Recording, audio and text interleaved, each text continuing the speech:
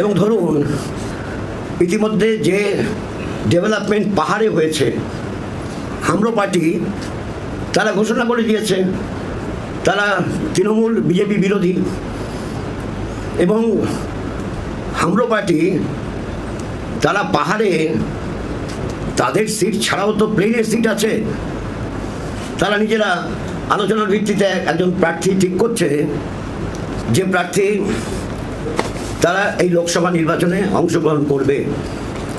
যদিও সেখানে ওদের মধ্যে আবার অনেক সমস্যা আছে, অন্যদের মধ্যে যারা পাহাড়ে পার্টিগুলো করে তাদের মধ্যে কেউ কেউ তারা শেষ পর্যন্ত কী করবে আমরা জানি না, কিন্তু হামরো পার্টির এডওয়ার্ডের ভূমিকা ভেরি ভেরি পজিটিভ।